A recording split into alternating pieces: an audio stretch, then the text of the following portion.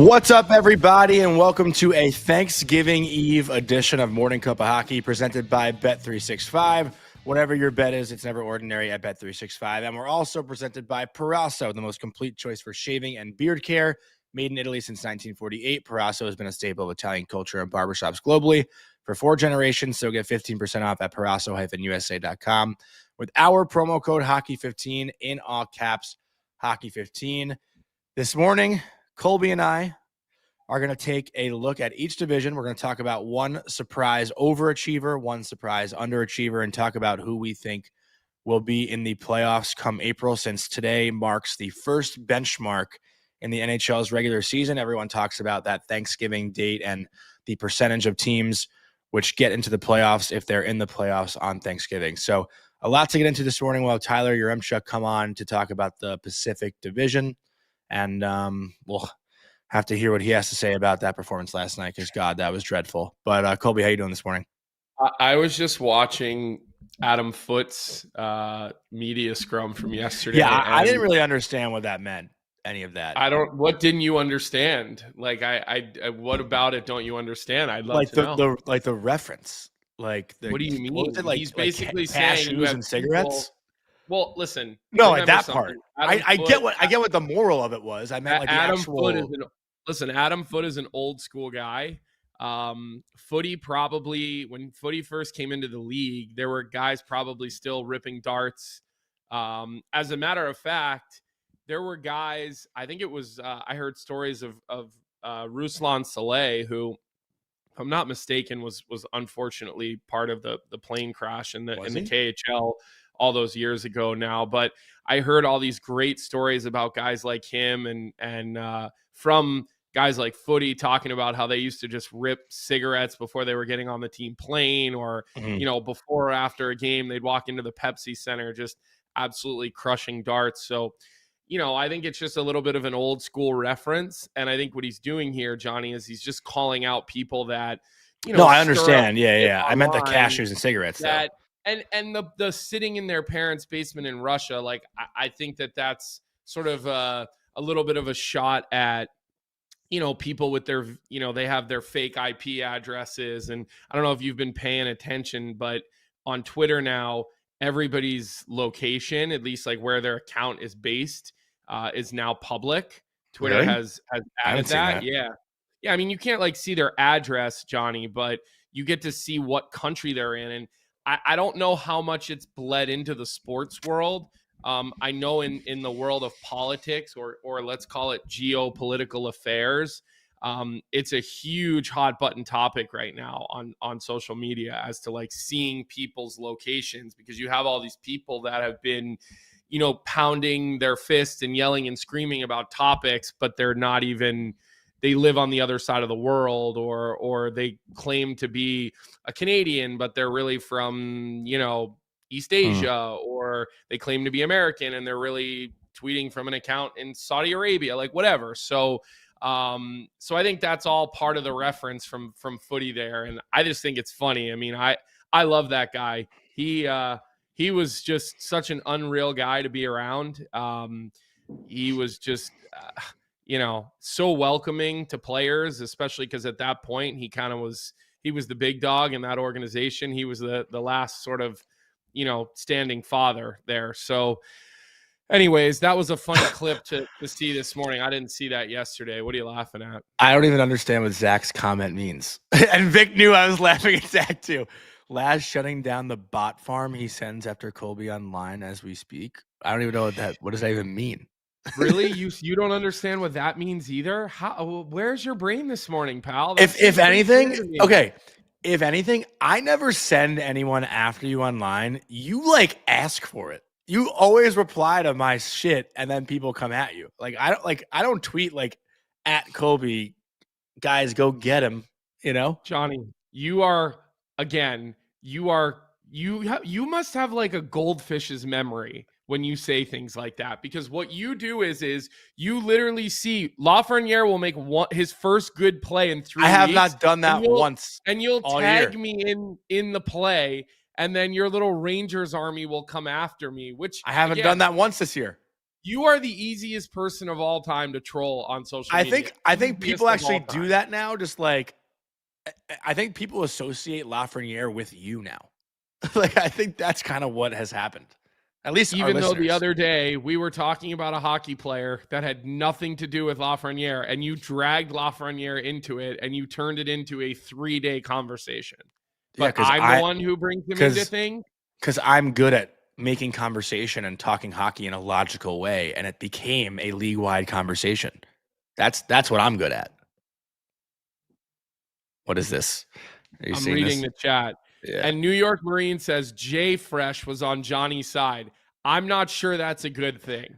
I'm not sure you're strengthening his argument there, New York Marine, when you bring up, one of these chart. But a well-respected NHL color commentator was also on my side, and that is a win for me.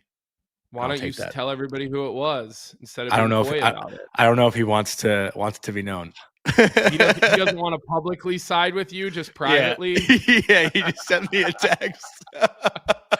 Oh God, that's too nobody good. really wants to publicly side with me. I feel like that is too. But let's get into some hockey stuff. Obviously, everyone's in a great mood today. It's Thanksgiving Eve, and I know we have Canadian listeners who aren't celebrating Thanksgiving tomorrow. But I will say, I think we talked about it on Canadian Thanksgiving. I think we talked about it on Canadian Thanksgiving. Canadian Thanksgiving is the best day ever because you have hockey on all day. Like, I wish there was at least like one NHL game on Thanksgiving. And I know that I think it was Nick Alberga who tweeted it, that like the Canadian teams should play on Thanksgiving. Like, why not have the Canadian team play against each other on American Thanksgiving? Like, is that the worst idea? Like, why not? Well, it's not a terrible idea, but like, I don't know. Like there's only 3 football games on tomorrow. I could see Austin Matthews refusing to play on Thanksgiving. Like, you never know. He could just say, yeah, I can't play today. Like, I'm American and I can't do it. I'm pretty sure there's these things are predetermined in the CBA, Jonny. Like, I think in the CBA, that's a blackout day, for hockey. Plus, nobody wants to go up against the NFL. It's just reality. Nobody wants to go up against the NFL. It's one thing to throw your hat in the ring and try to go up against one of the other major sports, but going up against the NFL on Thanksgiving, I mean, that would be advertising suicide, honestly. But I feel like a lot of Thanksgiving NFL games like turn into shit shows, and like the game kind of sucks, and you don't even end up paying attention, like in half of them, right? And they get 30 million people watching. Because there's nothing else to watch. Listen, it's if you put the Leafs and Canadians on American Thanksgiving at like 12 o'clock at a noon start time, I think that would get views. Fabio Citrullo says Austin refuses to play on most days. That's a fair statement. I do like that. I don't recognize your name in the chat, so I feel like you had to pop in just to give us that little nugget. So we appreciate your contributions, Fabio. That is greatly appreciated. We're all for. We tried to see if we could get Jackie on today just to see what her misery level was like today. She couldn't come on today, so we'll check back in with her next week.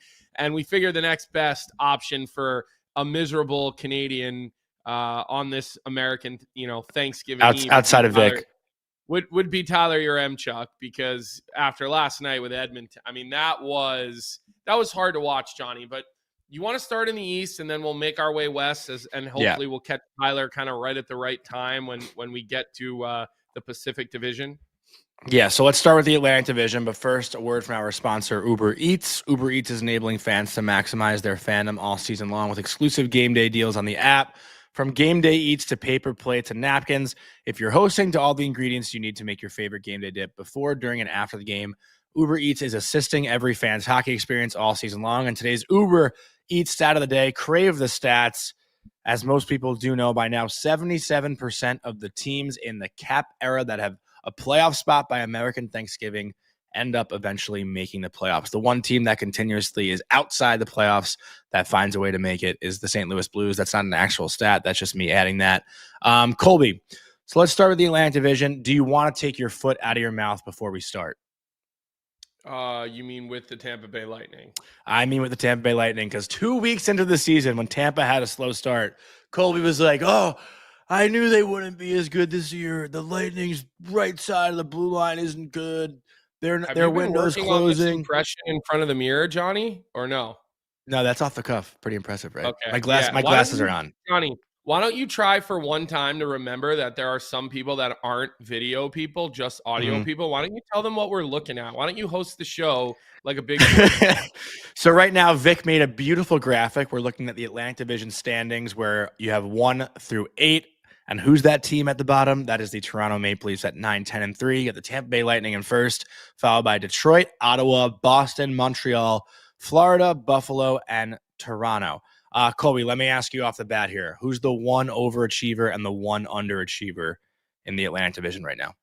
Well, I think these ones are fairly obvious, and I think most people would probably agree. I don't think anybody expected to see Boston in this situation. I know I didn't. I'm not sure I called Don Sweeney and Cam Neely liars, but I'll tell you, I sure thought they were lying to us when they were talking about how this team was expected to contend.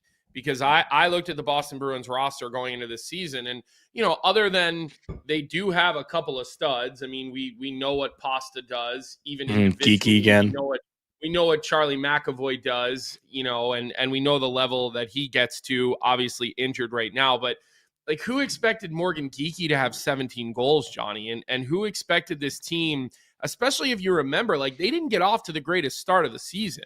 The noise got pretty loud pretty quickly there in Boston, but there was all the conversations about how it was one of the better training camps that they've ever seen. Marco Sturm got a lot of praise for just how organized and how the pace of training camp was. The team doesn't start well, so I think everybody felt like, you know what, that's just PR. That's just bullshit. But, and Jenna Henderson in our chat is saying, I called Geeky popping off in Boston. Jenna, credit to Jenna then. Yeah. We know you've seen him and you've watched him play in Seattle. And so you were probably out in front of that a little bit more than we were. But again, Pasta's always going to produce. That's like oxygen. You just know two things are true. And then you're just getting these secondary contributions from some other spots in and around the lineup, and your goaltender is back to being a number one. And I think that combination and the structure that Boston has sort of stayed within themselves on has led them to this situation where, they are in a playoff spot right now, Johnny. And you asked me a two-part question, so I'll give you the second part of my answer. Well, can I challenge your first part first? You can always challenge it. You think Boston has overachieved more than Detroit has? Like, I agree with you. I think I picked Boston to finish 8th in the division. So I agree with you that their start has been very impressive. But I also don't know if people would have put Detroit at the top of the division with Tampa. Like, I thought Detroit was going to miss the playoffs too. I think I had Detroit finishing 6th in the division, and I think a big part of that was I wasn't sure about their goaltending, and I don't think their blue line is all that good, or at least on paper all that good. But here's the thing: I don't think Detroit's a playoff team, so I know so they're overachieving then in that sense, aren't they? No problem for me to see where they're at, but they haven't played great in their last 10. And their goal differential to me is a problem. And I think when you see those goal differentials being, starting to creep like into the red like that's probably never going to change this season, right? Mm-hmm. They're at a -5 goal differential, the Red Wings, okay? And some people like stats, some people don't like stats. To me, like, that is a very basic stat that tells a story, goal differential. Mm-hmm. And it talks about weakness on your blue line. It talks about weakness in your defensive zone coverage, talks about weakness in your goaltending. And those are all areas that you need to get to the playoffs. So, while I do agree that Boston is the number one overachiever, because there was, in my opinion, zero expectations from me. Me too. My management. I looked at Boston's roster and said, no fucking way. You're lying.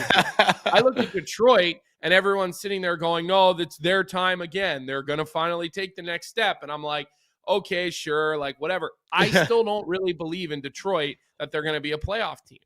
Did you see POCNY91? And there goes JVR's weekly check-in. That's not going to happen. We'll still have JVR every other week. But also, shout out to JVR for 1,100 games the other night. Didn't know that he was actually close. We got to give him a big congrats. Yeah, we got to give him a big congrats next time he's on here. So Kobe. So part of that stat, 77 per team. I think he's durable. let me say this before you finish your point. I think Reimer is a durable enough guy that he could probably play another 3-4 seasons in the NHL. I don't know if his wife will allow him to play another 3-4 seasons in the NHL, especially the fact that he just had twins not long ago. But his level of durability, like we always ask him about his routine. And if you ask him, his body feels as good right now as it did when he was like 22 years old.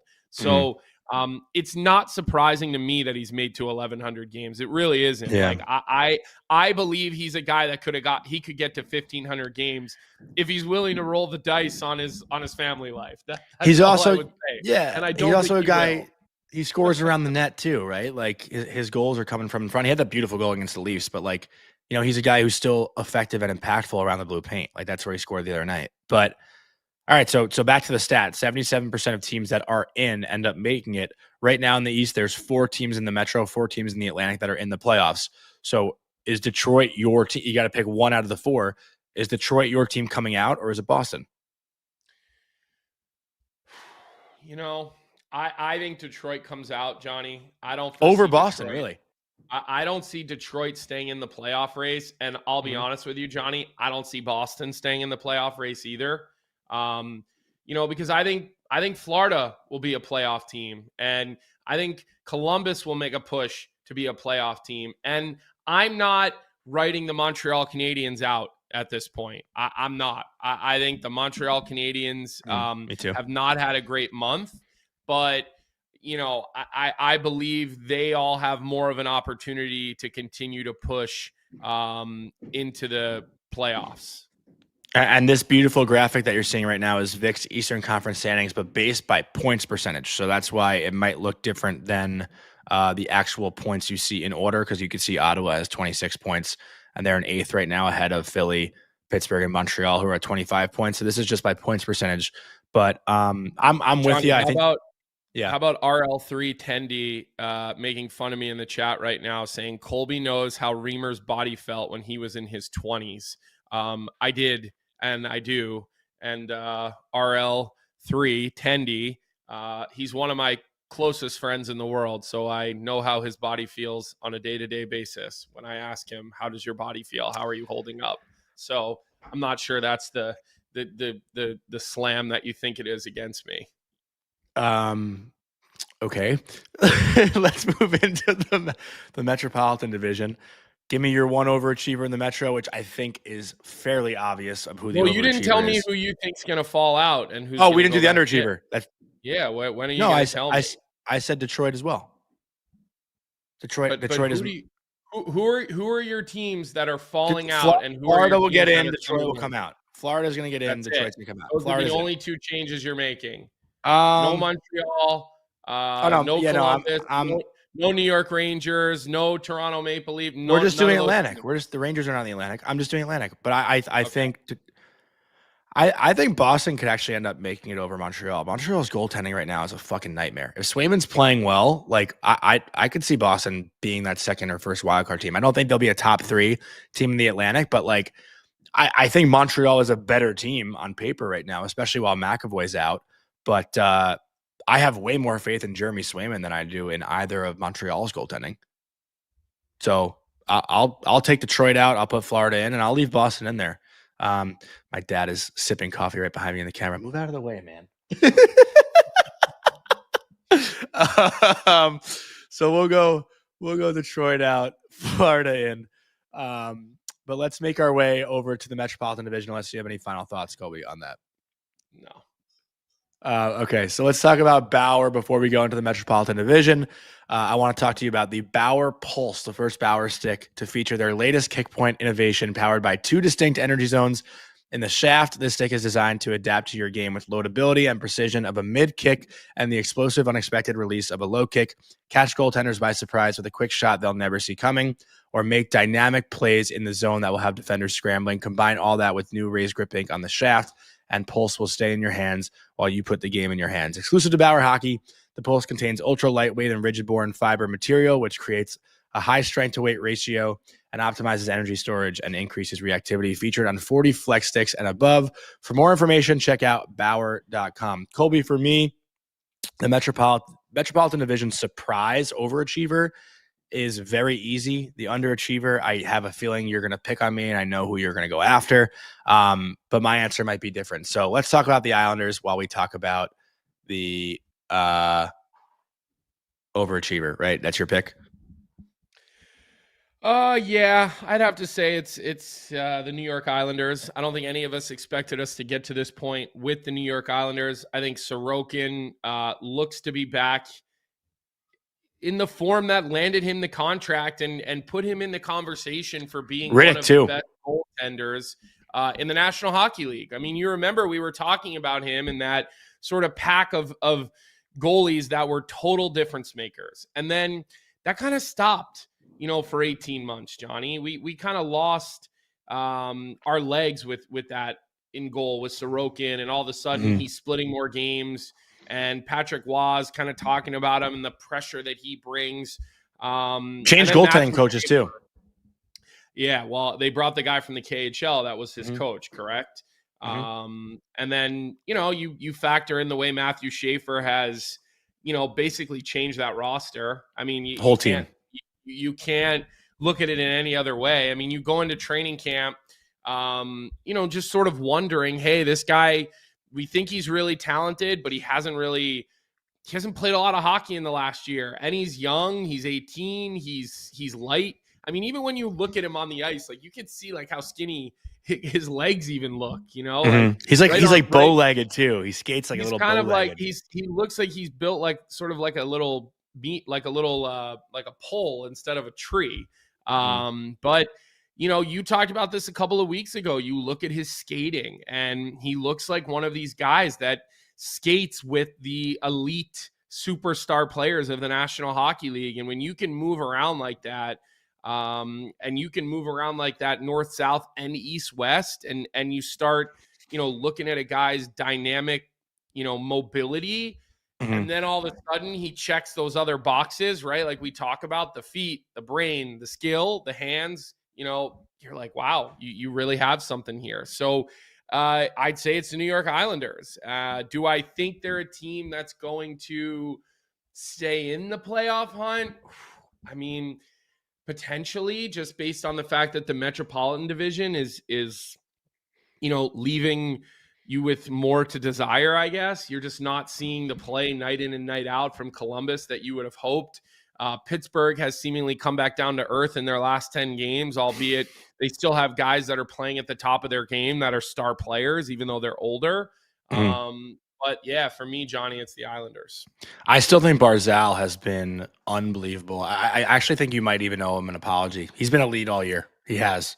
I don't know if you've watched like a full Islanders game yet, Colby, but 13, he pops off the screen. He does. Well, and I think he pops off the screen with the puck, but I think watching him and Schaefer in the offensive zone together, though, like those two are fun as fuck to watch wheel around the offensive zone. The other night, as I was watching him play, I mean, I think he came back and made 2 or 3 really big plays without the puck, like defensively getting back into his spots. And, I think with him, you've always wondered, like, how much is he willing to cheat versus, how much is he really committed to coming back on the other side of the puck? Because the New York Islanders, they haven't been enough of a puck possession team.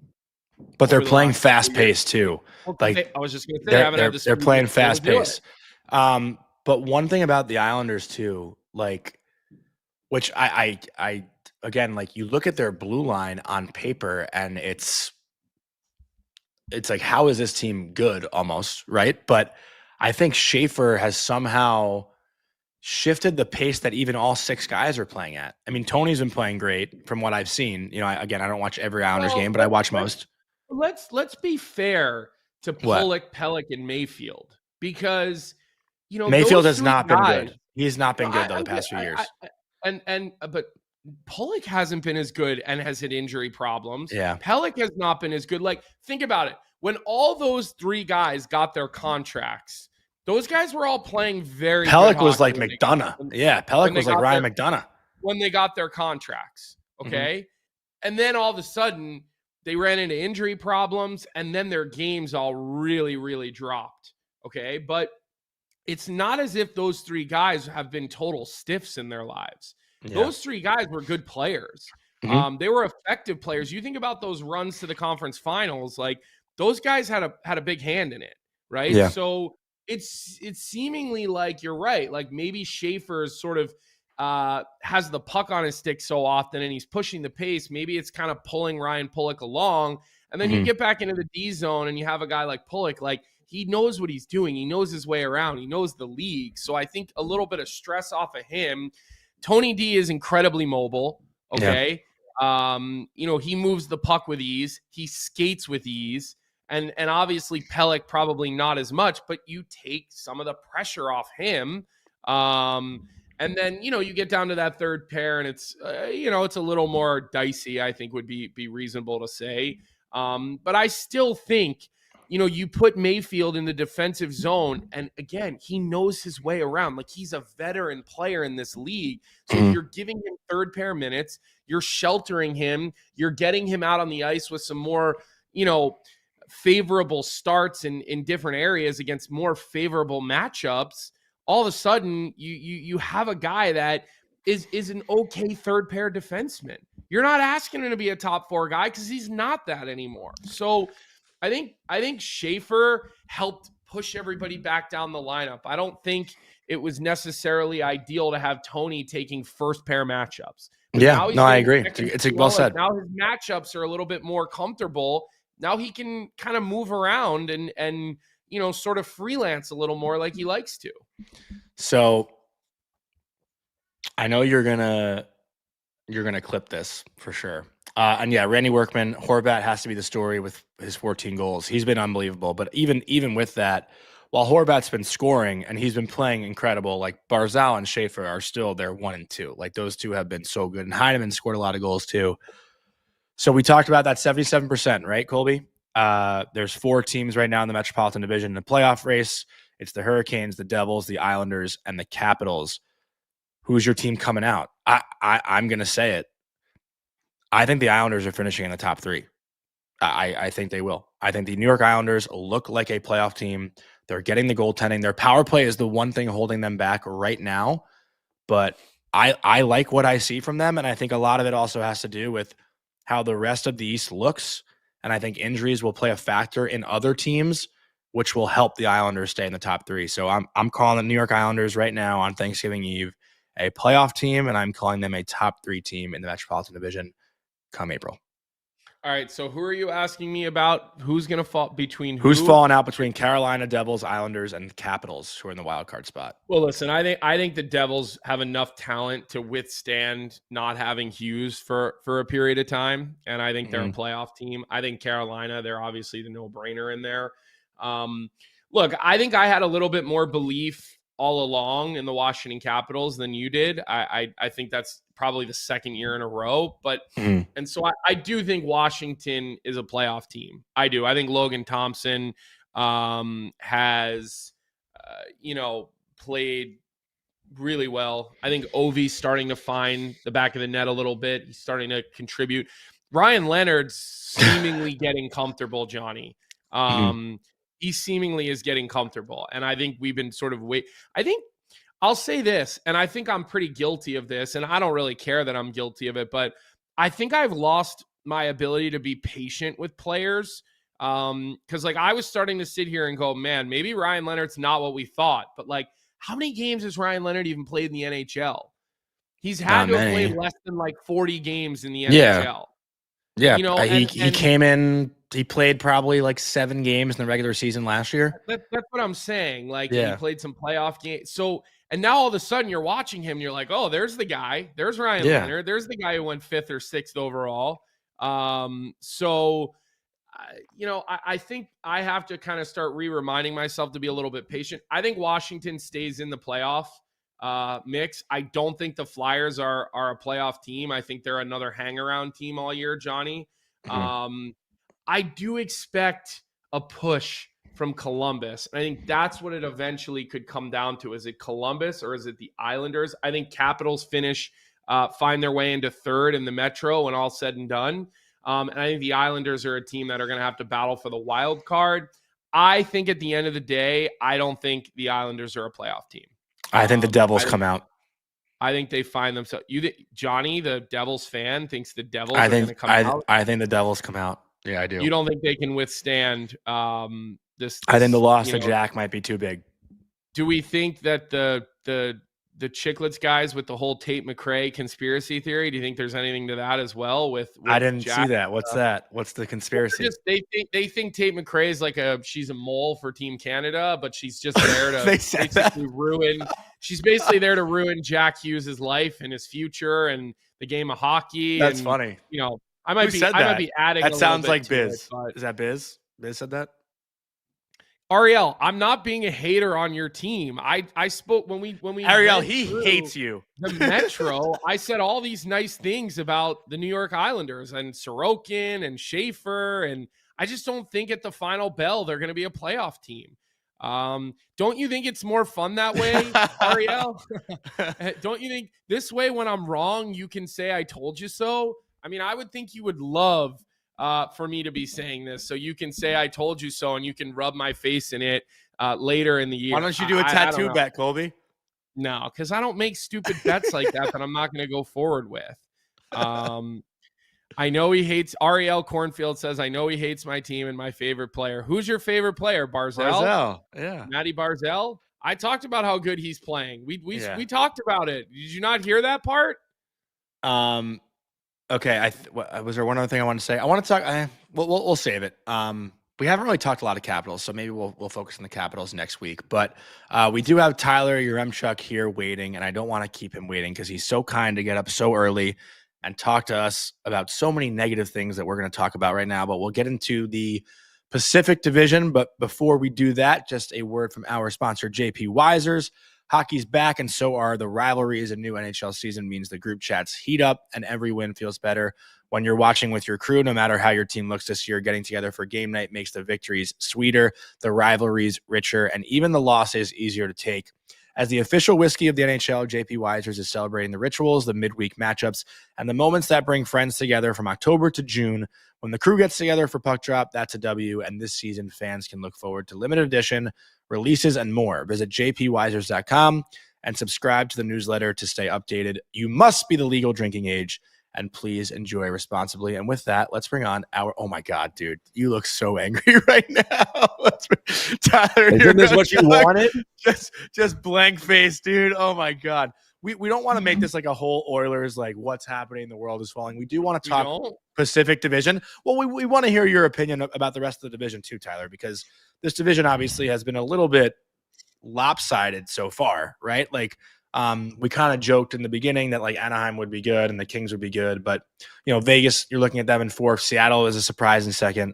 Obviously, Edmonton being in sixth is the main story right now. But what is your take overall just on the whole Pacific Division right now? Is there one thing that stands out to you? Yeah, it's a little wonky, honestly. Like it really did feel coming into the year like it was kind of going to be, Edmonton, Vegas, and then everyone else kind of just fighting for a third spot. And I wasn't super high, obviously, on the LA Kings coming into this season. I definitely was not high on the Seattle Kraken coming into this season. I think I might have picked them to come last or second last in the division. Calgary worse than expected, Vancouver worse than expected, Edmonton. And you know what? I think you got to throw Vegas in that conversation as well. I know they're still sitting at a 614 points percentage, but 3 wins in their last 10 games. Vegas has been stumbling a little bit. It's just a really weird, underperforming division. I still think it's one of the weaker divisions in all of hockey, and nothing that's happened so far through 6 weeks of the season has really changed my mind on that. Do you think part of that is because of goaltending issues? Like, I don't know. As I'm looking here at the Pacific Division, look, obviously Anaheim has Dostal, who's kind of an up and coming, maybe not any more up and coming, but he's still more of a like. No, it's still fair. It's fair. He's not in the household name conversation yet with like the big dogs. And then in Seattle, I'd put Joey Daccord in that same breath, like a very, very talented goaltender who still hasn't stapled himself. And then you just like keep going down the list. LA, like they don't have that guy. Vegas doesn't have that guy. Edmonton clearly doesn't have that guy. Sorry. I disagree about Tkachuk, Colby. I think Tkachuk's like Winter Classic. You think he's become a household name? I just Winter Classic, everything he's done in the media, like Joey Tkachuk's a household name. I mean, maybe that's like me not even just saying on the ice. You're probably talking on the ice. But I'm saying, yeah, we're not talking about media narratives. We're talking about guys who are true number ones who don't let bad goals in. He is the true number one and win you hockey games. He is the true number one. He played 140 games in the NHL. What he did in the his media, net. Again, I love Joey Tkachuk, but seriously, it's his net. Whose net is it? Shesterkin and Sorokin and those guys, really? Okay, he's not the top. He's not a top goalie in the NHL, but he's a good every night goalie. What are you talking about? He's their starter. You're just inflating. I'm so right about this, here, Johnny. Oh my God, we're talking about guys who are legitimate household number ones in the NHL. You're really putting him in that?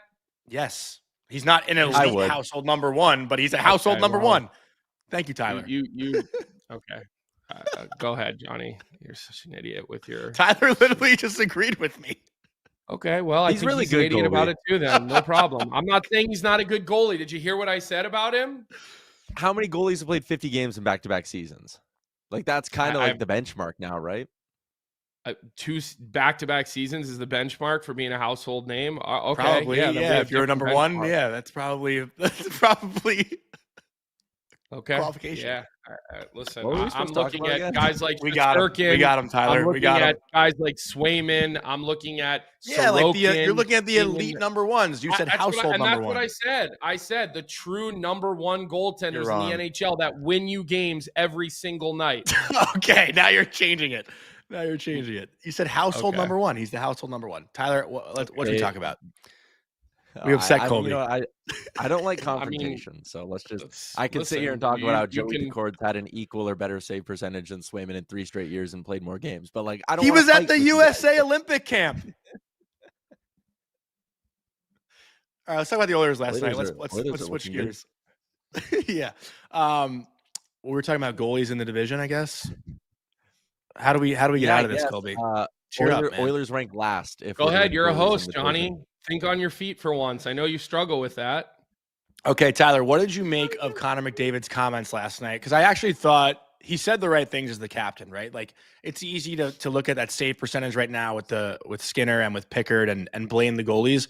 But we watched all the goals this morning. First goal, backdoor tap-in. Third goal, horrible turnover by Ekholm. And McDavid, I guess, picks up the wrong guy, leads into another, tap-in and an empty net. It just seemed like if you watch the goals for Nashville and Florida the other night, Nashville seemed like they did not want to play hockey. And last night, the Oilers seemed like they did not want to play hockey. But Ekholm's comments, too, kind of echo how the team looked, right? Like, you have to say, like, this team's played a lot of hockey. It's hard to ramp it up. And is that just what we're seeing right now? Like, it is what we're seeing, but I don't want it to sound like that's an excuse. Like, I'm going to sit here and be like, oh boy, just wait till they start trying. Like, it's almost American Thanksgiving. We're getting to December. We're past the quarter mark of the season here. And yet continually this team looks so severely disinterested in playing hockey. Like, it was right from the jump last night that you could tell, like, all right, it was 2-0 Dallas. And it's like the Oilers don't have it tonight. And that's just been happening way too much tonight. And that's from the big dogs on down. Like, this isn't like in years past where, the goaltending's always been bad in the first 6 weeks of the season. Then it's gotten better as the years gone on. Granted, not this terrible, but in past years, it'd be like, well, they're at least winning games because Connor and Leon are putting the team on their back and they're playing, a relatively exciting brand of hockey and all these other things. Right now, from Connor and Leon down to, the other, we'll call it 11 forwards in the lineup last night, because Connor Clattenburg actually looked like he gave a mild shit about what was happening in that game. But like, the 6 defensemen are way, way, way too inconsistent, and the goaltending's brutal. So again, if the blue liners were playing good and the forwards were looking like the Oilers usually look, they probably have a couple more wins this season, even in spite of their horrendous goaltending. But I mean, there's a lot of finger pointing to go around right now. Like, do they need a new goalie? Yes, they obviously need to do something between the pipes. Is goaltending the only reason why they're losing, like it kind of was last year at this point? No, like, this team is just flatlined, man. And I don't get it, because again, 25 games into the season. Yes, their schedule has stunk. Yes, they were on the road a lot. All of this stuff doesn't matter. Like, at some point you need to snap out of it. And have they played a lot of hockey? Sure, but they're a veteran group now. Like, that excuse should be totally thrown out. All of these guys should know how to go out there and at least play a passable level of hockey for 82 games. Like, that's the challenge of the regular season, is that it's a lot of hockey. Mm-hmm. I want to follow up quick if I can, Colby. Can I just follow up quickly? I saw like an Oilers Nation report about like the guys stepping up and talking about Pickard. Was that accurate? Well, Frank Saravalli reported it. So that was Frank. I didn't see Frank say that. Okay, I didn't know that was Frank. Yeah, it was a Saravalli thing. If it is, I would tell the Oilers leadership time for friendship is over. Like, what are we doing here, right? Like, if you're sitting there and being like, well, we got to keep Cal around because the guys love him. Well, his save percentage is close to the bottom in the league. So do you want to be friends and go to concerts together, or do you want to win a Stanley Cup? Like, that's what I would say if to that kind of report. And listen, that's not me dunking on Frank. Like, he's the one who brings that to light. But it's like, if that's seriously what's going on right now, where Stan Bowman, I don't know how you put a player on waivers, but like, he's got the form filled out. He's about to go like send it off to the NHL, and Connor just goes like, whoa. He's my friend. And Stan's like, well, son of a bitch, crumple it up. And like, come on, what are we doing here? If you think Connor Ingram gives you a better chance to win hockey games than Calvin Pickard, put Calvin Pickard on waivers. He's obviously going to go through. You can undo the decision in a month if Connor Ingram stinks, but like, this team needs a shakeup. And I know people would love to be like, hey, go get Jordan Binnington. All right, fire up Puckpedia. Tell me how you're getting $6 million off the cap here to get Jordan Binnington in your crease. Also, I'm not totally sold Jordan Binnington's all that much of an upgrade. He's also wildly inconsistent. They need someone who is consistent. And I know people are clamoring for them to make a change. Like, the trade market kind of sucks right now. But what you do have, the bullet you have, is Calvin Pickard to the minors, bring up Connor Ingram, who you traded for before the season, and maybe it shakes up the room a little bit. I just see the way that fourth goal went in last night, and it was off the Ekholm turnover, which, look, as a defenseman, your turnovers are magnified. I generally will side with the defenseman in these. You know, I do have a bias on these types of plays, Tyler. But, you know, the biggest issue I have on that fourth goal, it's the turnover by Ekholm. But how about the lack of defensive awareness from Connor McDavid? I mean, I crushed Matvei Michkov on a clip the other night on the first goal by Tampa Bay, where Sean Couturier was covering his guy on a zone entry, and Michkov just wandered over there and duplicated in coverage. Well, I'm going to have to call Connor McDavid out for doing the exact same thing on that goal, on that Ekholm turnover goal where Sam Steele eventually scores it. Like, okay, yes, tough turnover, you know, but if you pause it right here, Connor McDavid has zero awareness. That is Ekholm's man. You are not pressuring down on the puck here as a forward once this entry gets to this point. Like, you have to, at that point, bail out and start looking for who's dangerous. And, like, that is just mental lapses by 97, the guy that we all agree is the best hockey player in the world, maybe ever, to play the game of hockey. And so I know everybody's going to focus on the Ekholm turnover, and it was bad, but ultimately the posture was still okay. You still have three guys back if you're Edmonton, and McDavid is just completely out to lunch. And I see that type of play happening more and more with him. And, you know, he's got to be the engine. I mean, Draisaitl had a rough turnover on the 8th goal. Like, the two guys that they're counting on here, Tyler, like, it's been a little bit disastrous, you know, on the defensive side of things, which you and I both know, like, it has to be better. There was an 8th goal last night. I left the rink after 7. Damn it. I saw your. Did you actually? Did you put it on Twitter or Instagram where you wrote, "Do I get a refund?" I think. Where did you put that? Somewhere. Yeah, I put it on Instagram. Oh, geez. Again, this is 4-0 first period is. I almost left after that. Yeah. The Oilers are a team who are defined by their stars. And you know what? Connor and Leon get a lot of ice time. They obviously get a lot of praise in this market. When they want to play together, they play together. When they're separated, like, I don't know. I don't want to make excuses for anyone. I don't want to sit here and be like, oh, but Connor and Leon have been good in the past. Oh, but the team doesn't surround. Oh, they're putting up points this year. Like, I went back to look it up because I wanted to make sure I remembered the goal correctly. Last Thursday against Tampa Bay, Calvin Pickard was playing his nuts off for this team. He was playing like his career was on the line because it kind of was. 1-0 game, 2.5 minutes left. Go watch the game-winning goal by Nick Paul. Connor McDavid back checks, doesn't take a stride from the blue line in, just kind of glides in with his stick up, and Nick Paul just kind of works inside on him, and Connor kind of just glides behind him, and Nick Paul scores, and it's like, well, who cares? And like, that's what pisses me off is you hear stuff like Draisaitl said earlier this season. I think they were going to play, it might have been their first game against Seattle. I don't remember who the team was, but it was a team who was like red hot, looking good. And Leon kind of shrugged when asked about it and said, well, we know when you have to be playing your best hockey. Then you hear what Ekholm says last night, and it's like, okay, so it's almost like, and I get what they're saying, where they're like, oh, we've been in the cup final. It's hard to get up for these games. Don't say it out loud, like though. Watch this goal. This is a putrid defensive effort, and it cost them 2 points. They lost the game in overtime. Like, it's like they know they aren't trying, and they're just fine with it. And it's beyond annoying to watch this team.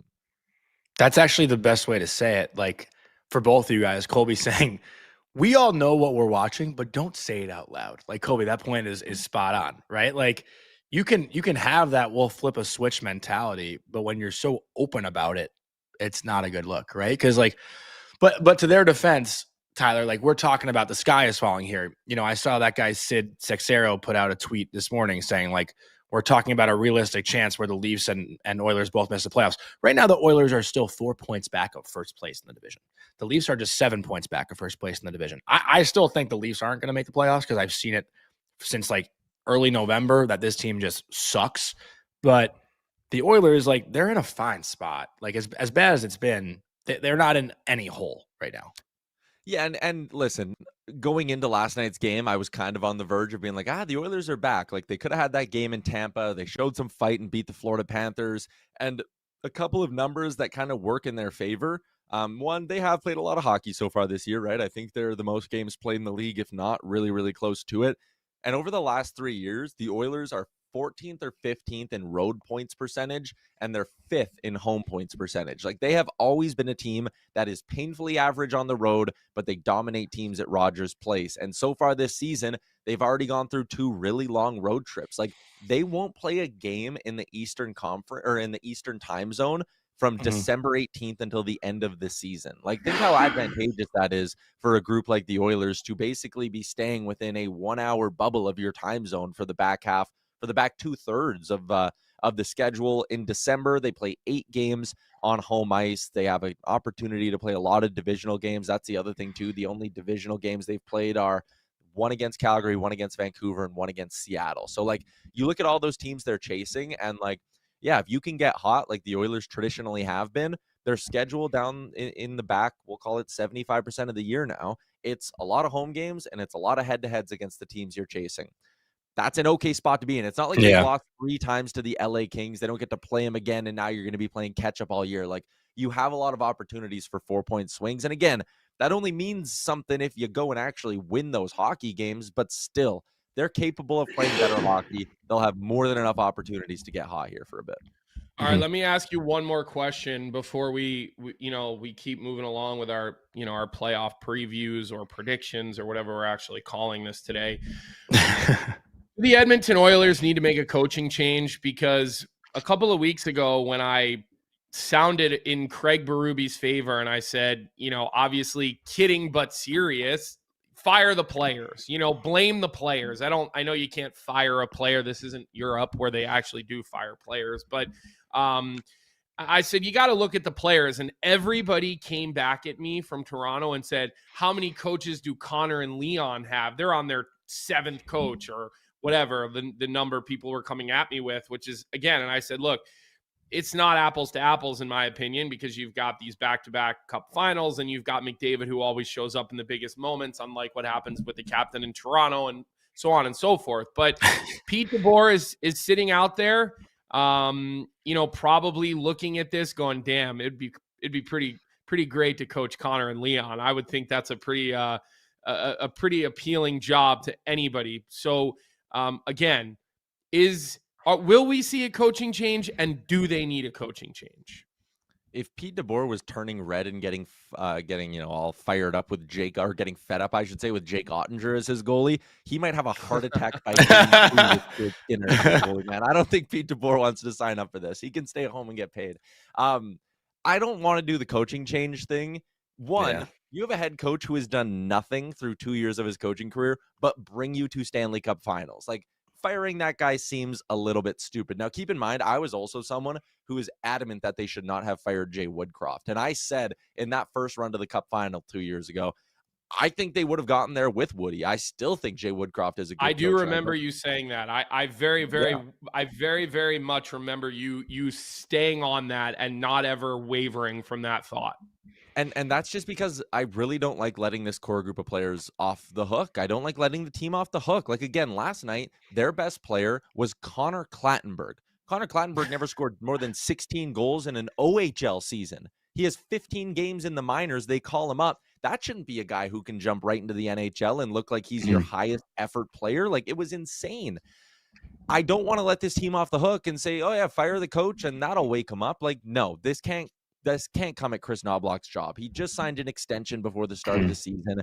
He's done nothing but bring you to Cup finals, and I know I'm really hammering that point, but, like, you don't fire that guy. It's on these guys in the room to figure it out. And listen, are some of Knobloch's approaches maybe not great? Is he a little bit too passive in terms of not just sort of his demeanor and his mindset, but is he too passive in the way he coaches this team? Maybe. It's a lot of perimeter play in the offensive zone. They really don't like pushing the pace off the rush all that much, even though that's probably something they could lean on a little bit more at times. Like, they don't want to turn games into a track meet because they know that's not how you win in the playoffs. But I would argue right now, with the skill of the Oilers, maybe it wouldn't be the worst thing in the world to try crank up the offense a little bit and not just try to win games on a possession-based approach. So I don't know. Something's got to change. I think Knobloch has to make adjustments, but I don't think, this start should cost him his job. Also, his goalies have an .860 save percentage. So, like, come on.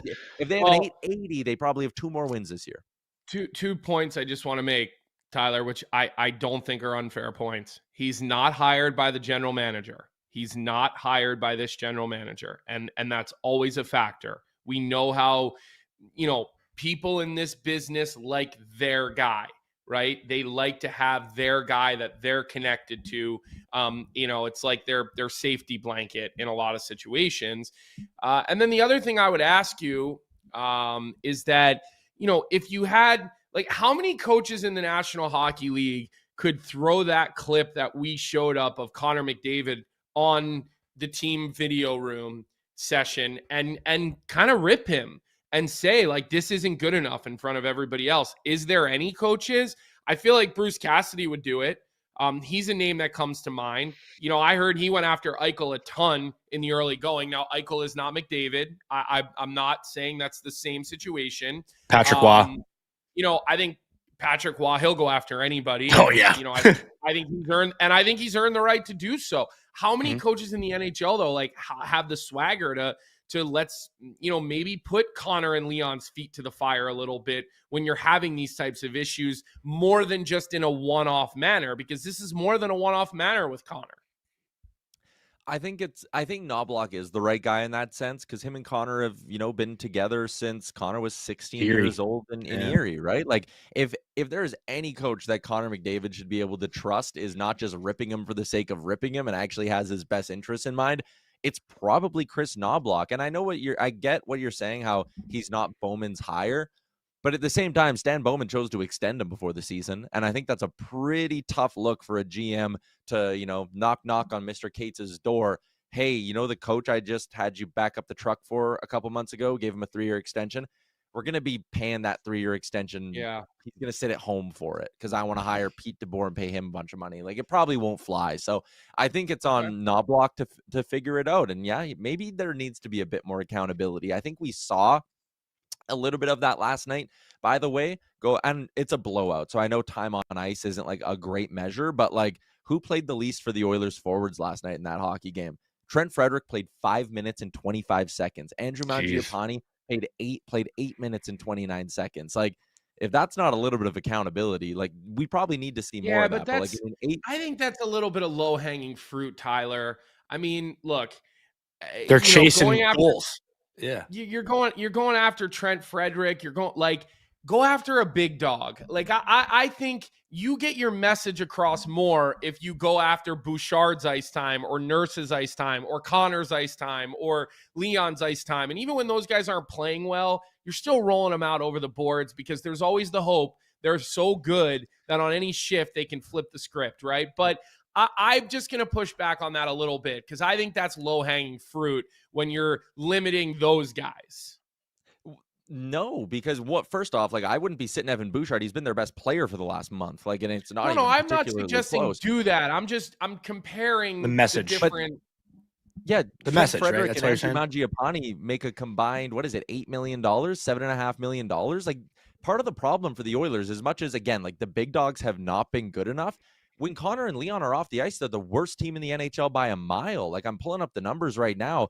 It's pitiful with those two guys off the ice. As much as it's not great with them on the ice, with Connor and Leon off the ice this year at 5-on-5, the Edmonton Oilers are getting outscored 33-13. They didn't bring back Corey Perry. They didn't bring back Connor Brown. What did they do with that money? They went and signed Trent Frederick for 8 years, and they signed Andrew Mangiapane on July 1st. Two guys who you were supposed to be like, all right, we have a third line with two players who have played third line minutes in the past and found ways to score north of 15 goals in those seasons. And so far, they've been ghosts. Like Andrew Mangiapane doesn't have someone needs to tell him he has a good shot, because the amount of times he gets the puck in the middle of the ice and is like, and then he passes it to it's ridiculous. Trent Frederick can barely skate. He needs like 6 full strides to get up to full speed. Like, Colby, I get what you're saying, where like you need to go after a bigger guy. Those two guys both got good contracts this offseason to be good support players for the Oilers, and they looked like ECHLers last night compared to Connor Clattenburg. Who the hell's Connor Clattenburg? And why is he outperforming your two biggest offseason signings? I want Quinn Hudson in an Edmonton Oiler uniform, and I want it yesterday. Where'd you find that stat, by the way, Tyler? Was that Natural Stat Trick that you found that? Yeah, I used the line tool on Natural Stat Trick. That's a good stat. I want to use that. Off topic, but I got nothing else, Colby. Anything else that you have any plans, Tyler? Like, obviously it's not Thanksgiving in Canada, but what do you are you doing your show tomorrow as well? Are you just doing it today? Like, give us a little bit of a rundown. Yeah, so American Thanksgiving in Canada, I'll be going to work because it's Thursday.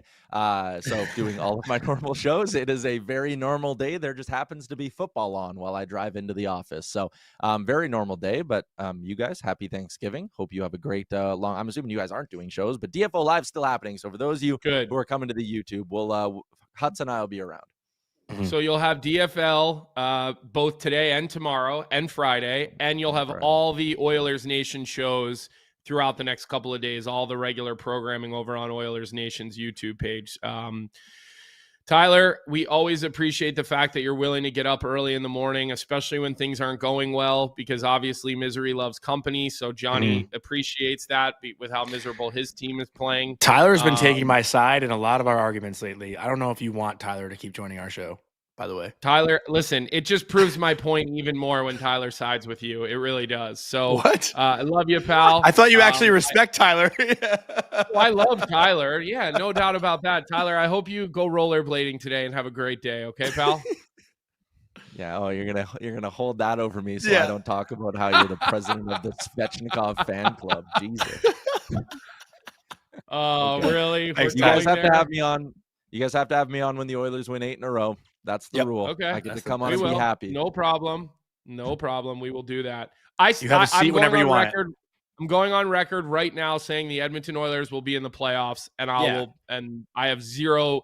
Like, I'd say there's a less than a 1% chance that doesn't happen. I agree. I think they'll be fine. It is the slogan that this entire company was built on. I don't know if people know this, but Daily Faceoff as a company only happened because in 2007, Jay Downton started Oilers Nation, and it was so successful that it fueled this whole operation. And the slogan always was, "Hope will never die, gentlemen. We'll be fine." Yep, I'm with you. I agree. Oilers in the playoffs. Tyler, we love you, pal. boys. Love you, Ty. Later. Awesome stuff. What an appearance. He's always the best. We got one more division to get to, Colby, but before we do that, just want to give a quick word from our sponsor, Prime. This segment is a presentation of Prime Monday Night Hockey. Stream Prime Monday Night Hockey exclusively on Prime Video and experience thrilling goals and dramatic plays from the NHL. Monday nights are hockey nights, so don't miss a moment of the action. On Monday, December 1st, as the Winnipeg Jets head to Buffalo to take on the Sabres. The Sabres are hot right now. Puck drop is at 7:30 p.m. Eastern, so check out the link in our description for the Prime Monday Night Hockey schedule on Prime Video or go to primevideo.com/NHL. Colby, I will say, I think the Central Division, as far as the standings go right now, is probably the most this makes sense division. You got Colorado 1, Dallas 2. I guess you could say Minnesota is somewhat of a surprise in 3. And Utah 4, Winnipeg 5, Chicago 6, St. Louis 7, Nashville 8. I'd say 6 through 8 are probably what most would have predicted. 3 through 5 are probably interchangeable, although I think people would have had higher expectations for Winnipeg. Maybe they're the disappointment, but Colorado and Dallas 1 and 2, that was always going to be the case, right? I think that was pretty much the consensus. I don't think we picked who we thought would be 1, 2, or maybe even 3, but we knew those 2 teams would be in the mix. And I think Colorado has looked, in a league of their own. But then you watch what Dallas did last night to the Edmonton Oilers, and, obviously they look like a team that is pushing to be in that same category. But Johnny, I did not think the St. Louis Blues would be this bad. I really didn't. I thought it's surprising to me to watch a Jim Montgomery coach team with no pulse.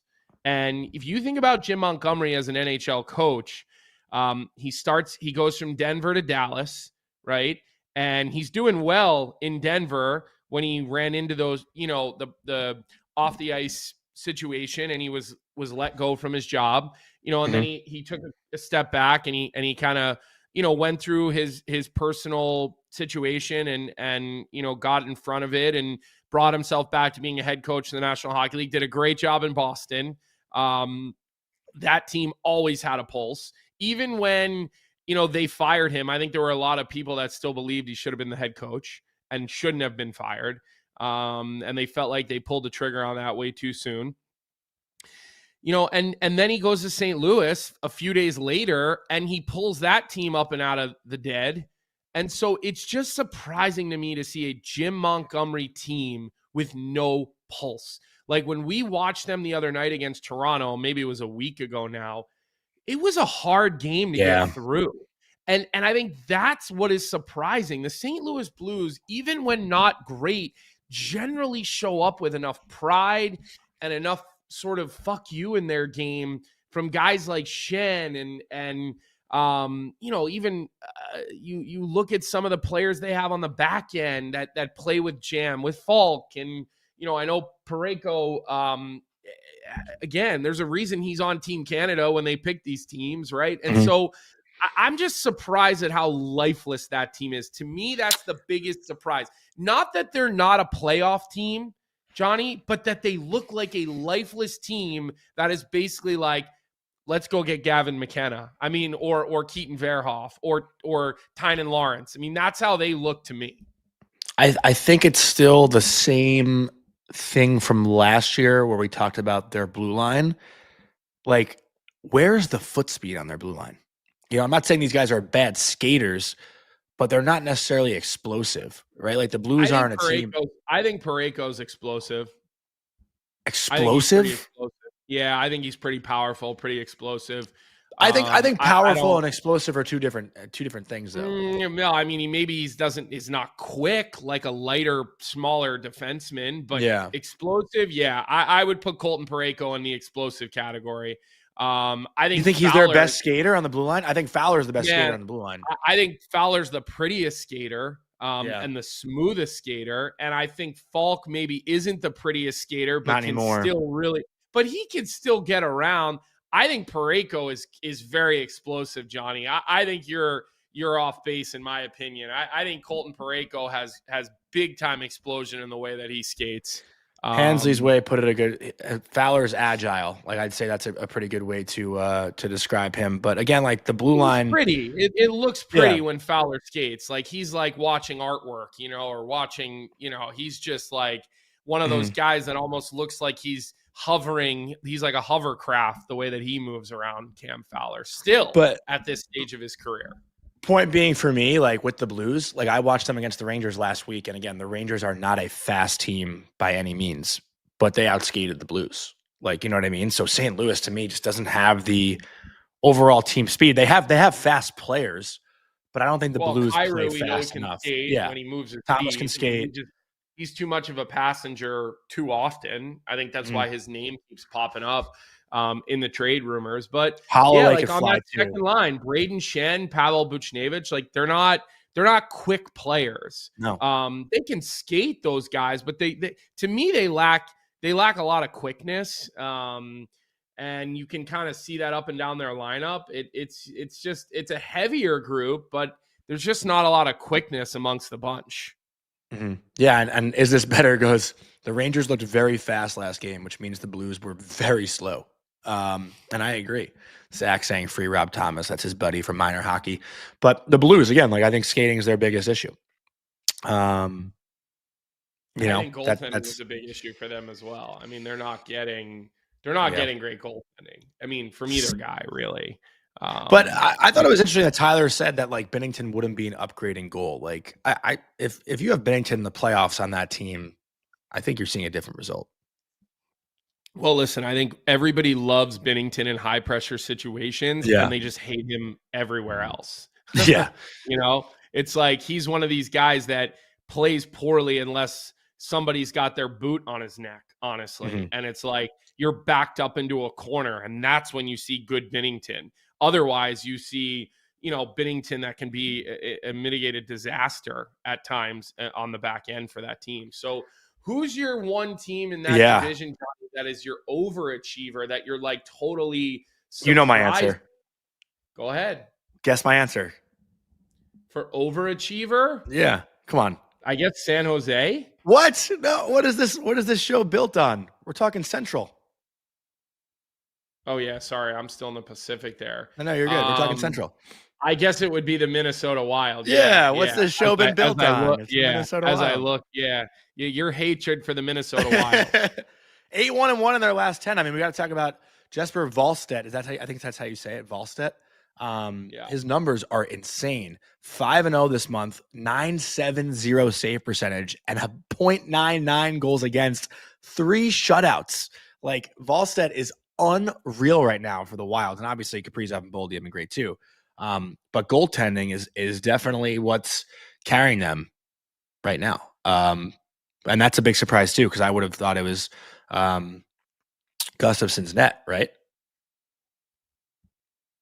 I think everybody would have expected that, but there's always been a lot of hype around Wallstedt. I'm just going to call him Wallstedt. I'm not going to lean into the I think it's pronunciation, but I think that he came in and had some struggles in some of the other times that he's come up. But there was always this belief that this guy could really be the guy. I think Matt Zuccarello, he got hurt early in the year, right? Yeah, he missed a little bit of time. He got injured and he missed a little bit of time.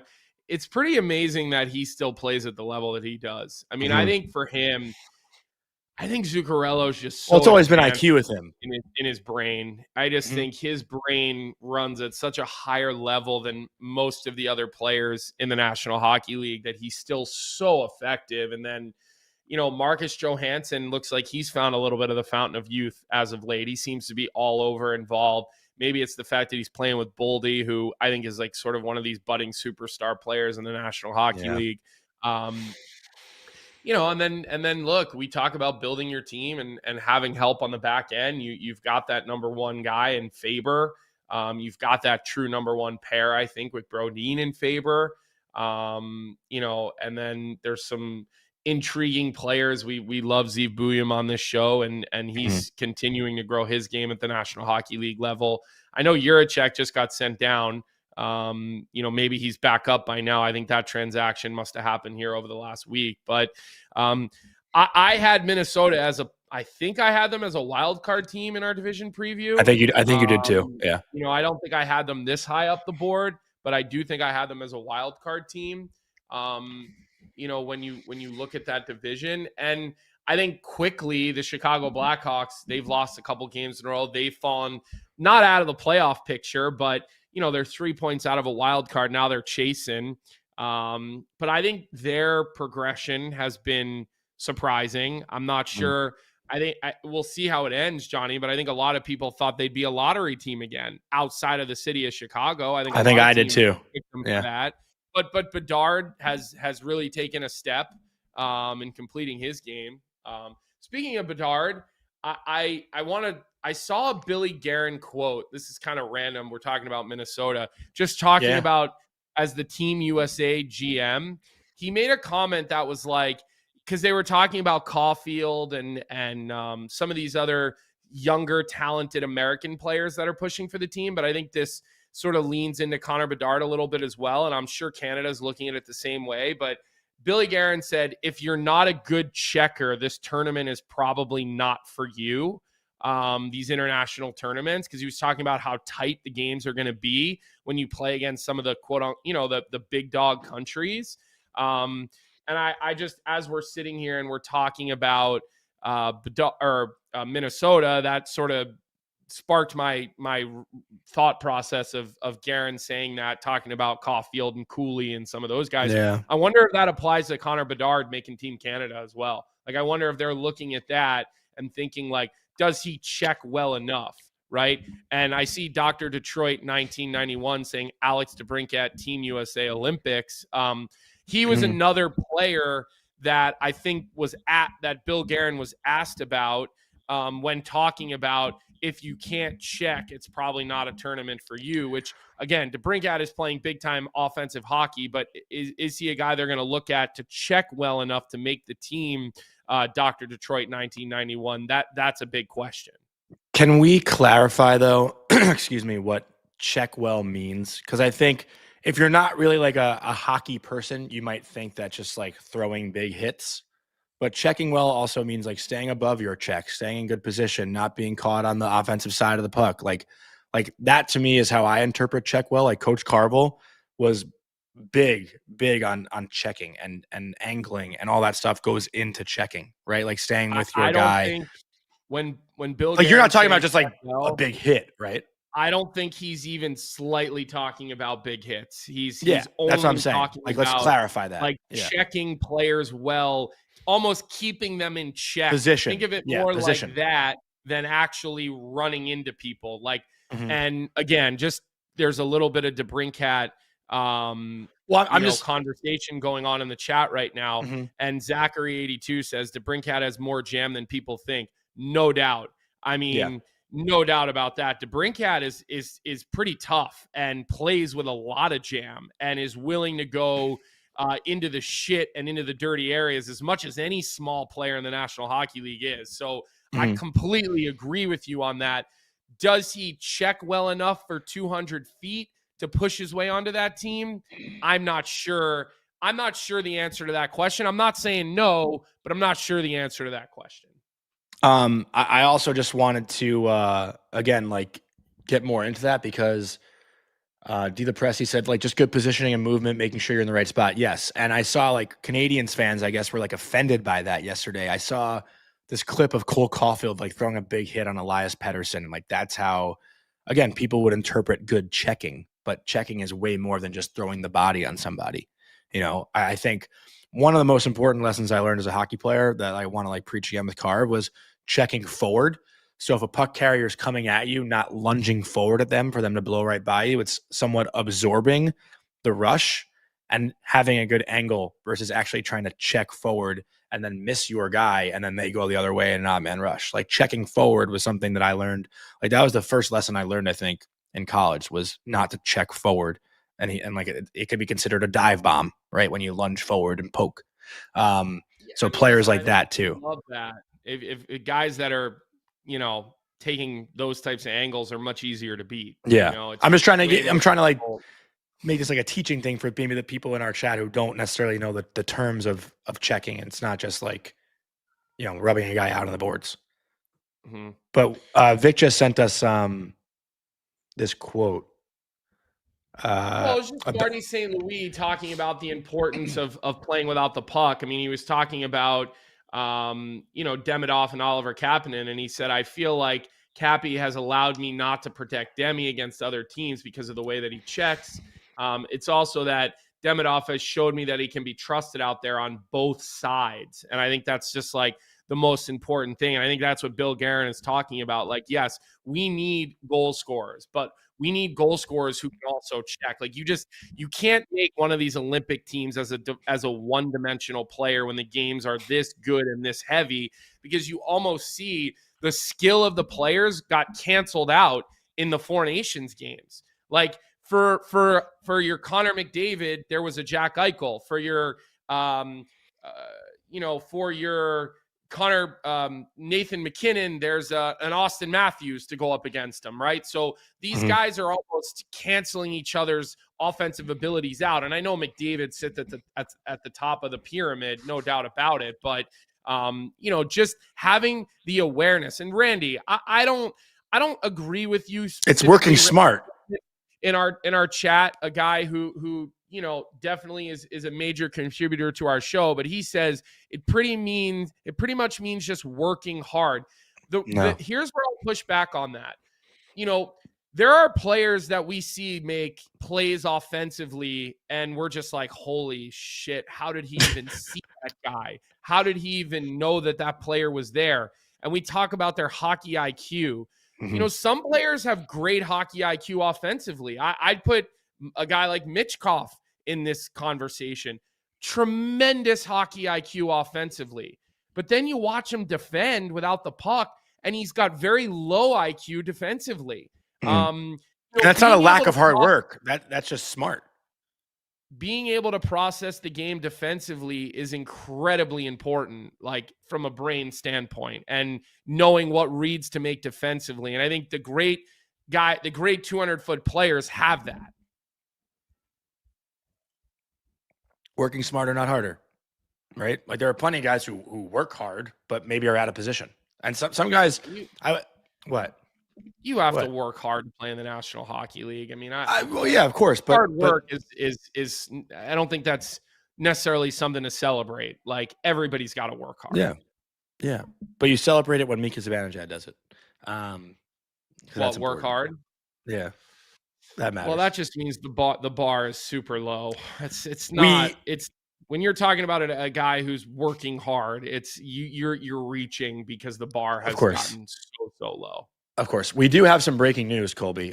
Brady Tkachuk, the NHL just posted it, will return to the Ottawa Senators lineup on Friday.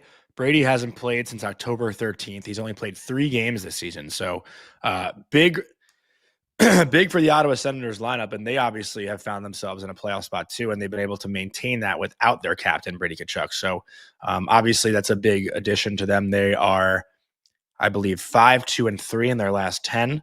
But they've been able to stay afloat in the Atlantic Division. So I don't know if we want to dive too deep into that. Wonder how Brady will look in his return. We all know what Brady Tkachuk brings to a lineup. I don't think we have to unpack Let's just this. see how it looks, and then we'll dissect it later. That'll be a Monday talking point probably. The other thing that I'm seeing in the chat as we're kind of on this Olympic conversation right now is I think Zachary82 said the IIHF rules are going to make people so mad.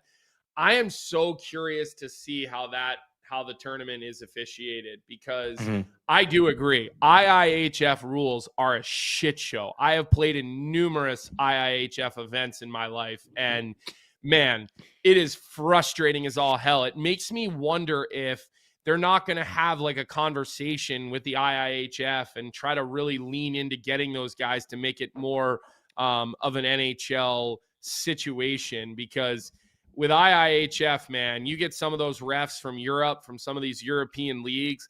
I mean, their favorite call is hitting too hard. And I've seen it. It's happened to me when I played in the Finnish league, Johnny, as a guy who did not have many big hits in his career. The frustration levels that I dealt with where you'd hit a guy and they'd go down on a clean hit, and the refs, I mean, they're literally calling hitting too hard. Very frustrating.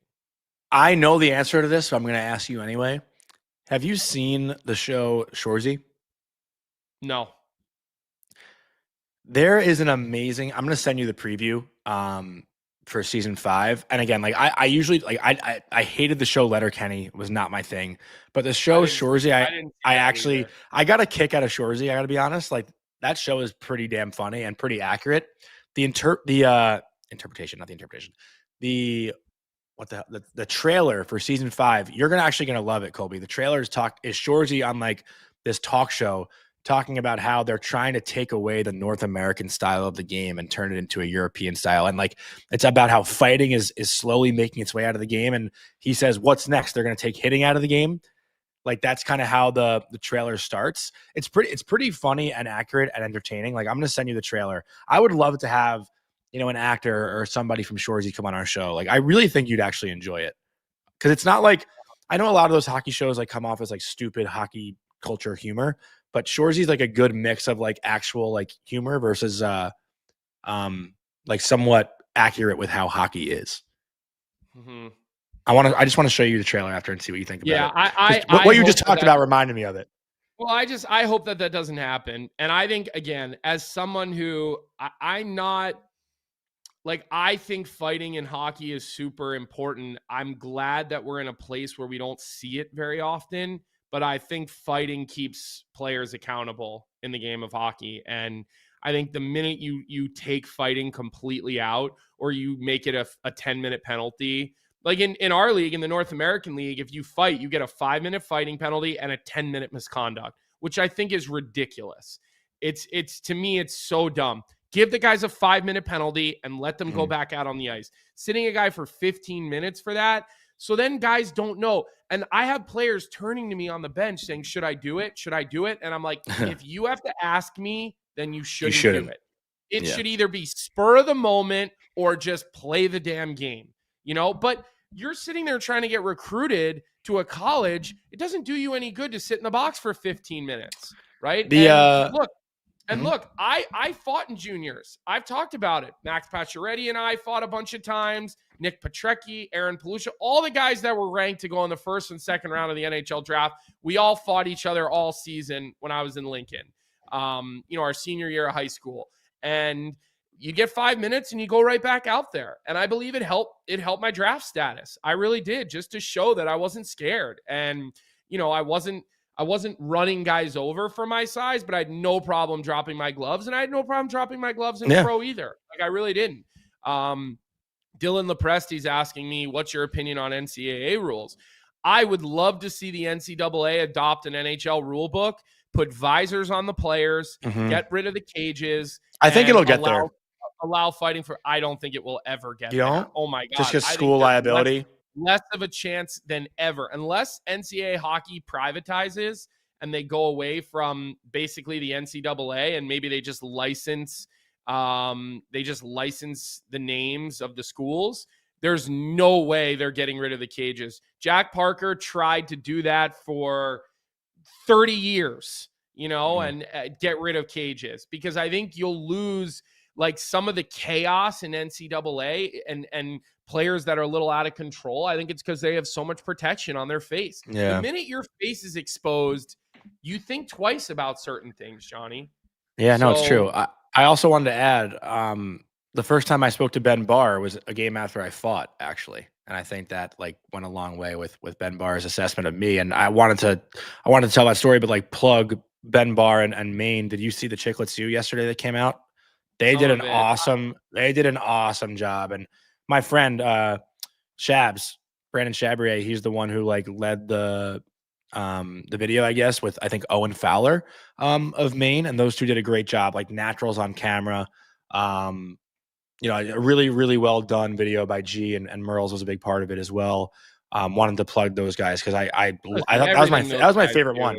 But that was my favorite one of the Chicklets. Everything those guys do it with Chicklets U is so good. I mean, the whole bringing the attention that they do. I mean, we'll have Ben Barr on our Cup of College here at some point 1,000%. Over the next couple of weeks, the way that he's revived that program. So, Johnny, I don't know if we just I put something like do you have to rush here? Do we have 10 more minutes? Vic, do you have 10 more minutes, Vic, or do we need to wrap this because you got to get to Leafs morning take? Because I can do.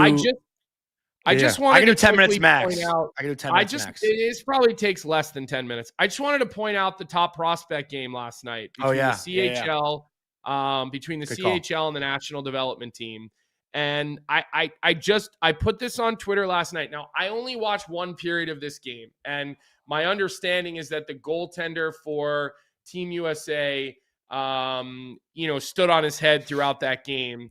And look, the NTDP, they play together as a team, right? Like they have a ton of, team structure and systems, and they're familiar with each other and everything like that. So you're not looking at this and saying that it's like 100%, apples to apples, but you have the U18 team from the NTDP, which adds 3 players, I believe, 2 USHL and 1 college guy. They add to the national team's roster, playing against the CHL top prospects, right? I think it was the Western League, though.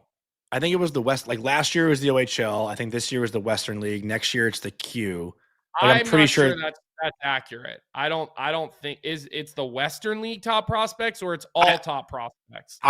From my understanding, because I think there was an interview done with Dan McKenzie that it was because they have like a couple year agreement where last year it was OHL, and I could be wrong. So I definitely would like you to fact check this, but I'm almost positive it was the WHL.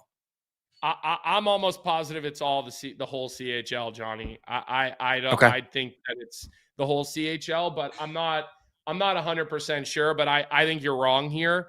Okay. It's the CHL top prospects team, and it's been a thing forever. The top prospects game. Now, obviously, they have it with the US. So here is the point that I want to point out. That U18 team for the national team in USHL play this year is 3-5. Now, if you go to the USHL's website, you'll see a different record because remember, the U17 team also plays. It's a combined record. But I checked on this.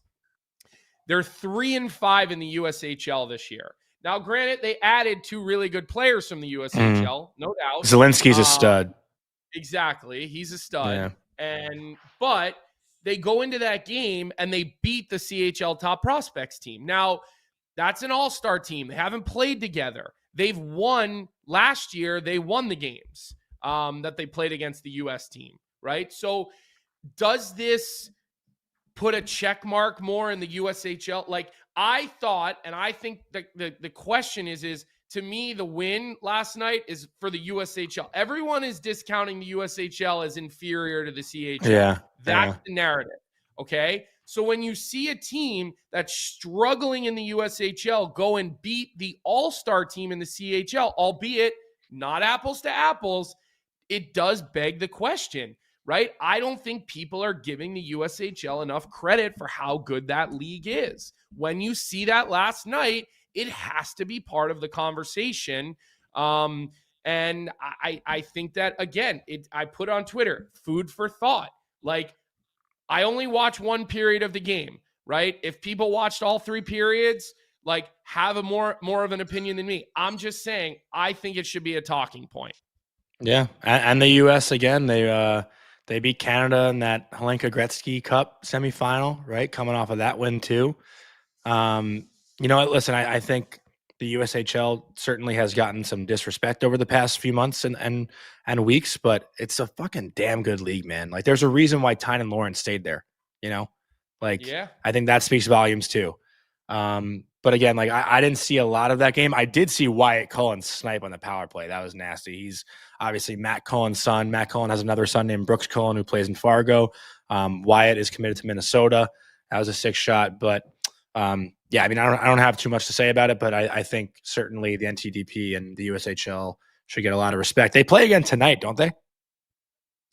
They usually play like a little series, Yeah. Listen, I think part of my question and my point of this conversation is I would just love to see some games between, these leagues. I would love to see, some teams in the O, some teams in the Dub, some teams in the Q, and a couple of teams in the USHL. Like, let's get together and let these teams play against each other. Let's see how that shakes out. Like, we all have our opinions. They're all biased for different reasons.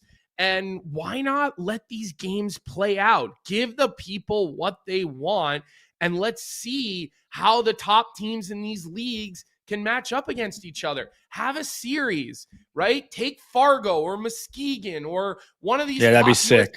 Yeah. Have a series against, one of the top Add them teams to the Mem Cup. Get them in the Mem Cup. Well, listen, baby steps here. I think the ultimate goal would be to have sort of a North American championship. Forget the Mem Cup. Let the Mem Cup be the Mem Cup. Let do the like three Clark Cup teams Cup, from each. But let's have some sort of like, hey, who is the best team in North America in Tier 1 Junior, right? Yeah, I love that. The only Tier 1 Junior is the CHL and the USHL, right? Like, let's see. Right? I sure would love to see that. I think scouts and NHL teams would love to see it. I think the commissioner of the USHL would love to see it. I think he'd sign up for it in a heartbeat. Like, I think in a heartbeat, Glenn would agree to that. We could have him on the show. We could ask him point blank, do you agree to that? Right? What if you did like instead of I mean, this is okay, now that I'm saying it out loud, it doesn't sound that smart, but what if you filtering dumb comments from here to here? Wow. Well, obviously you want to have a championship in each league, but what if you take the two teams that made the championship, right? Like two from the USHL, 2 from the OHL, 2 from the Q, 2 from the Dub, and you have like the 8-team round robin. Then I would be all for it. And again, you're giving. Think about one thing that I think. These teams finish playing, these junior teams, they're not playing until June, like the NHL. And then all of a sudden there's like 2-3 months of guys not playing hockey before the NHL draft. Like, why not give them 2 more weeks of junior hockey for NHL scouts with more on the line, right? I mean, I don't know. Like, I think a lot of people here would love to see that. I think fans in Canada would love to see it. I think American fans would love to see it. I don't know. Like, to me, it's like, I feel like the people who run the CHL would be the ones who would probably be the most resistant to it. That's sort of my thought on that. Yeah. And Zachary 82, he said it's called the Memorial Cup. LOL. The Mem Cup is 4 teams. I'm saying expand it to 8, get more teams in there, really see who's like one USHL team versus 3 CHL teams is a little bit different than like 2, you know what I mean? Like get 2 USHL teams so people can see more of the USHL, but also you can go against more of the CHL. Like spread it out a little bit. Spread the love to an 8-team round robin tournament versus 4. Because I think one of those teams also automatically gets a bid. It's not like it's just the 3 teams who win and then the 1 team who's hosting, right? Like that's how the Mem Cup works. Mm-hmm. And I do want to have Scott Walker come on our show, who's the GM and well, he's not the GM, but he's the owner of the Guelph Storm, and Guelph just got a Memorial Cup awarded to them. And Scott Walker's a buddy of mine, and he was a great NHL player. And I OT goal, game 7. I would like to have him on the show at some point here, maybe over the next week or two, just to talk about the Memorial Cup and how important it is to their league and like into the CHL and maybe how they're working with college teams. I mean, I know Scott Walker is had a really, really positive attitude about his high-end players getting a chance to go play college hockey at some point. Yeah. So I think that'd be a good guest for us to have come on. So I don't know, just again, it was just food for thought. I don't have the answer, but I think we could get an answer and we could get a little more clarity if we did something like that. And I wonder how we could broker something like that. And like I said, next time we have Glenn Heffron on, we should ask him if that's something he would agree to, and if the USHL would be interested in something like that. And then, maybe we could put the clip online and maybe it'll get some traction on the internet, and our dumbbells and smoothies friend over in the West will maybe have something to say about it. And while we're at it, how about a USA versus Canada media game? Huh? Who doesn't want to see that? That'd be fun. Want to be D partners? No, I don't have any interest in that. We got to wrap up the show.